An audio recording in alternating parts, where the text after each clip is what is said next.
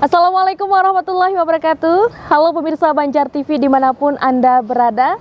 Kita berjumpa kembali minggu ini di Lintas Banua Sepekan bersama saya Lini Astalina. Mengawali pekan pertama di bulan Maret 2023 atau tepatnya 5 Maret 2023. Kami hadir dengan serangkaian informasi dan ragam peristiwa menarik yang telah terjadi di kota Banjarmasin dan sekitarnya. Baik pemirsa, langsung saja kita mulai informasi yang pertama di Lintas Banua Sepekan. Selengkapnya.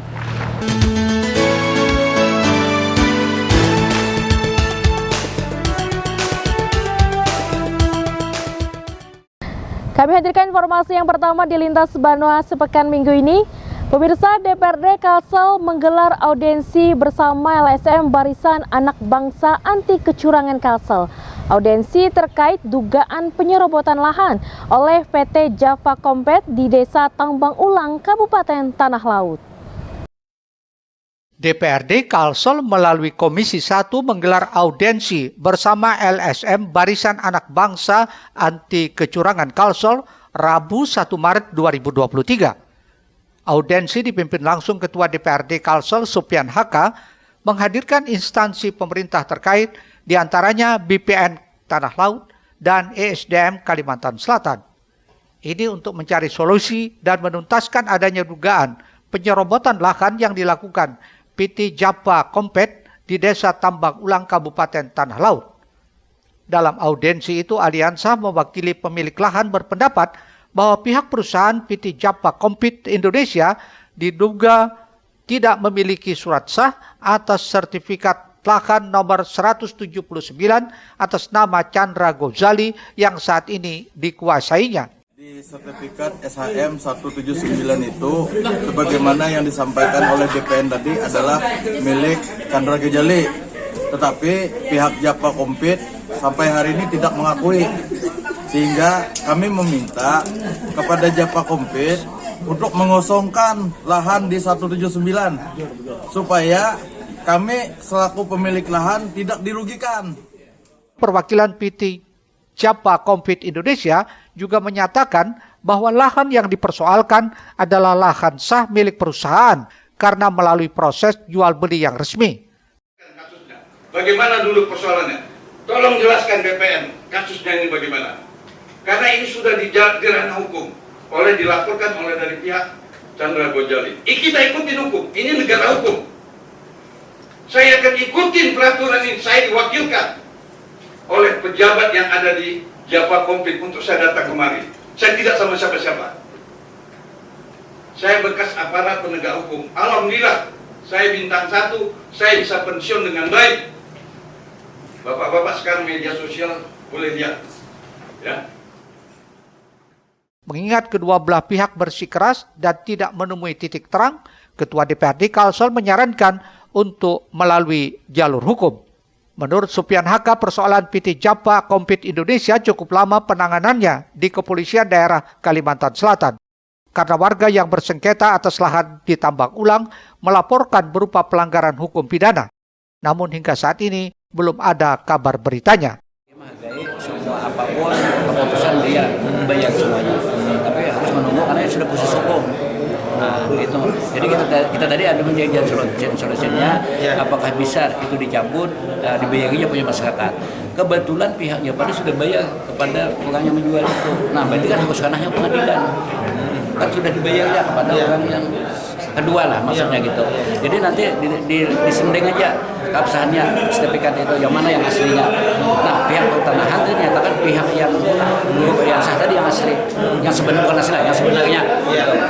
Termasuk tadi pihak terkait juga yang menyatakan. Nah, nanti kita tunggu aja. Terkait persoalan lahan tersebut, DPRD Kalsel segera menyurati Polda setempat untuk meminta penjelasan perkembangan penanganannya agar membuat jelas penyelesaian selanjutnya. Mohail, Banjar TV. Selanjutnya, pemirsa, curah hujan yang tinggi di wilayah Kabupaten Banjar belakangan ini membuat beberapa kecamatan terdampak banjir. Salah satu yang terparah terjadi di Desa Sungai Raya, Kecamatan Simpang 4, di mana ketinggian air mencapai 1 meter. Sementara itu, meski terendam banjir, Sebagian besar warga desa Sungai Raya memilih tetap tinggal di rumah masing-masing dengan mendiami loteng. Sedangkan yang lainnya, khususnya yang memiliki balita dan lansia, mengungsi ke tempat yang lebih aman. Inilah kondisi banjir yang melanda desa Sungai Raya, Kecamatan Simpang 4, Kabupaten Banjar pada Minggu kemarin.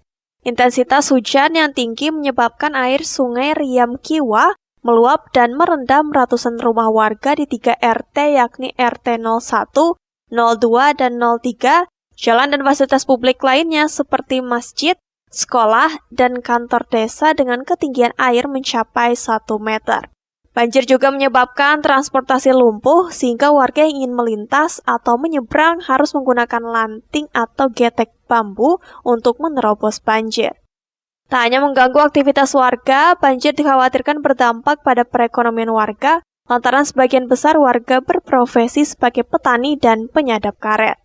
Karena hampir 100% desa ini kena dampak. Jadi kisaran itu 300-an yang betul-betul kena. Yang ada mempunyai bayi, lansia, itu sudah kita secara pribadi mereka kesadaran mereka masing-masing untuk mencari tempat yang lebih aman. Pak Bakal sudah berapa hari banjir melanda di wilayah sini? Sudah 2 hari. 2 hari. Kemarin sudah naik. Kalau 2 hari ini belum turun-turun, gimana Pembakar? Ya otomatis perekonomian warga terdampak karena ya tadi penghasilan mereka kan di menyadap karet. Jadi untuk saat ini pertanian padi buah busuk, bibit-bibit yang sudah disiapkan. Kami berharap dari pemerintah daerah bisa segera mungkin untuk mengambil tindakan di desa, karena pada saat ini harapan masyarakat terkait bantuan dan fasilitas itu terkait kemudian pun bisa segera. Pak, untuk ketinggian air yang terdalam apa ada yang mencapai 1 meter atau melebihi, Pak? Untuk posisi terendah ini untuk ketinggian air mengalami kenaikan signifikan dan saat ini di daerah Sungai Raya pun sudah mencapai kurang lebih 1 meter di daerah titik terendahnya, dan kami harapkan juga mudah-mudahan kondisi ini karena kapasitas debit air pun masih turun dari wilayah Pengarong, kami berharap masyarakat masih harus bersiaga dan mempersiapkan diri kalau kenaikan ini nanti mencapai ambang batas ini. Untuk Kecamatan Simpang 4 tercatat 6 desa terdampak banjir, yakni Desa Sungai Raya, Lawiran, Sungai Langsat, Tanah Intan, Sungai Tabuk, dan Lok Cantuk. Dengan total 1.335 kepala keluarga menjadi korban banjir. Ahmad Ramadhani, Banjar TV.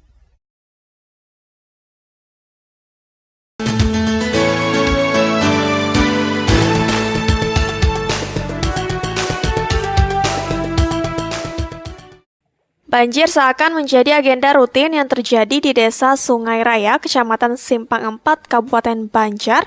Tiap kali curah hujan tinggi, desa ini selalu terendam akibat kiriman air dari hulu Sungai Riam Kiwa.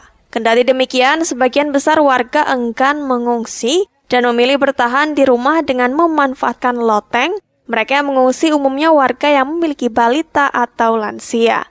Untuk membantu melintasi banjir, warga setempat membuat lanting bambu sehingga mereka yang ingin melintas, baik pejalan kaki maupun kendaraan roda 2 dapat terhindar dari genangan air. Kenapa memilih kadang mengungsi? Ini sambil ikut ini itu ngojek lanting itu. Sementara rumah terendam, tidurnya di mana? Gimana? Itu ada punya itu di atas tuh. Ada lantai 2. Lantai 2. Kenapa? Kalau masih dalam nanti ngungsi juga. Dalam rumah sendiri ini berapa keluarga? 5 ya. Ini bayinya nggak takut sakit atau gimana? Enggak. Kenapa? Sudah biasa. Walaupun setinggi air sudah dalam rumah seperti ini? Sudah biasa. Sudah disiapkan.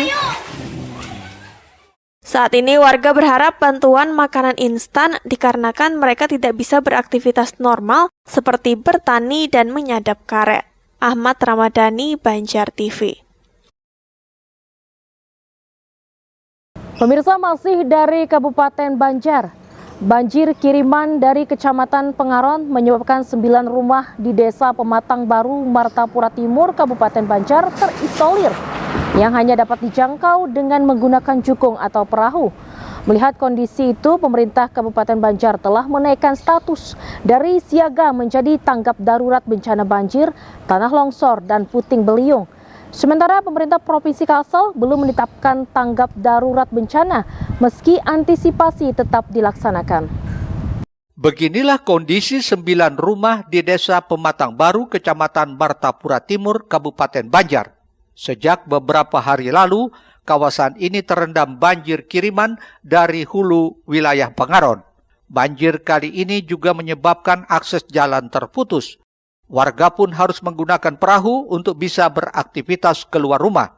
Itu pun dengan mengarungi lautan tanaman enceng gondok yang menutupi sebagian besar genangan air. Seminggu nang calapnya di sini nah, nang ke dalam situ nah 3 hari anyar. Selama nang dalam tuh. Nah, selama kebanjiran ini udah ada bantuan nggak, Bu, atau gimana? Atau belum ada sama sekali bantuan, Bu? Udah ada sampai itu lagi. Kalau sebelum-sebelumnya ada aja atau memang nggak ada, jarang atau gimana, Bu? Ada yang banjir dahulu kan ada. Tahun-tahun nang dahulu. Tahun ini ada. Belum ada lagi. Belum ada. Pakai perahu. Pakai perahu nih, Pak. Pakai perahu keluarnya. Pakai perahu ulah. Misalnya anak ke pasar, pakai itu Bang Lat. Anak saruan pengantin. Pakai itu. Mbak, tangi jalan ada di sana.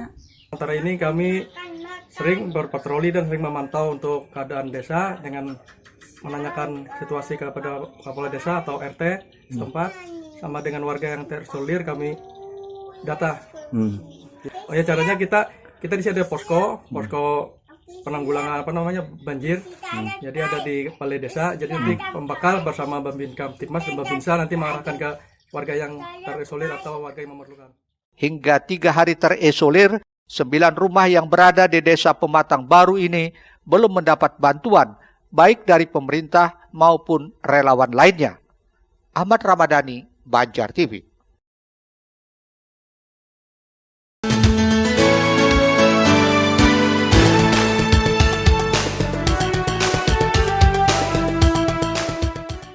Berdasarkan data dari Badan Meteorologi, Klimatologi, dan Geofisika, hingga 2 Maret 2023, wilayah Kalimantan Selatan berpotensi dilanda hujan ekstrim.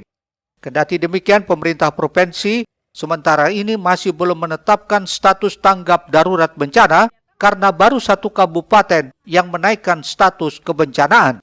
Untuk penanggulangan bencana tetap dilaksanakan dengan menyiagakan relawan tagana di 13 kabupaten kota dan sampai saat ini masih terpantau aman dan terkendali. Pelaksana tugas Kepala Dinas Sosial Kalimantan Selatan Muhammad Dun menyatakan pihaknya tetap fokus dalam penanganan di wilayah terdampak banjir, khususnya penyaluran makanan siap saji kepada warga yang memerlukan.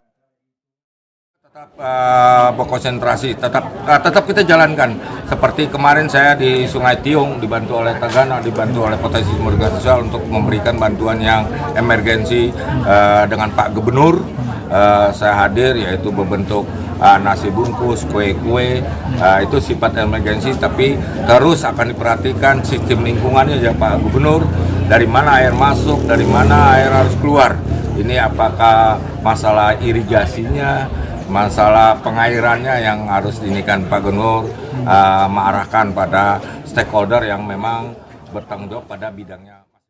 Keluar tanggap darurat, karena beberapa daerah baru Kabupaten Banjar yang mengeluarkan itu, dan ini hanya bersifat sementara mungkin ya bagi kami melihat ini. Tapi bila mana sudah ada 2 atau 3 kabupaten yang mengeluarkan status darurat itu, maka provinsi melalui BPBD provinsi berhak mengeluarkan status darurat. Sementara ini masih belum, dan kita terus memantau perkembangannya. Mudah-mudahan aman terkendali untuk wilayah Kalimantan Selatan. Kalau hari ini di mana aja Pak yang masih banjir Pak? Hari ini kita waspadai Kabupaten Banjar. Ya, Kabupaten Banjar dengan durasi hujan yang cukup lama pasti akan terjadi banjir. Ini turunannya adalah ke Kabupaten Banjarnya adalah Sungai Matapura, turunannya ke Sungai Tabuk dan juga Banjarmasin. Dan melebar ke masuknya ke Jejangkit karena berdekatan dengan Kabupaten Baritokuala dengan Kabupaten Banjar. Nah, insya Allah aman, terkendali dan kita tetap waspada. Kami berharap masyarakat tetap tenang, masyarakat tetap akrab bencana, istilah kami, karena kalau panik ini akan menimbulkan menimbulkan korban bencana juga. Terkait pengungsian, Dinas Sosial Kalimantan Selatan hingga saat ini belum membuka dikarenakan warga terdampak banjir lebih memilih bertahan di rumah masing-masing. Ahmad Ramadhani, Banjar TV. Pemirsa, usai jeda Lintas Banua sepekan akan kembali dengan informasi bisnis hotel dan restoran di Kalimantan Selatan mulai bangkit. Tetaplah bersama kami di Lintas Banua sepekan.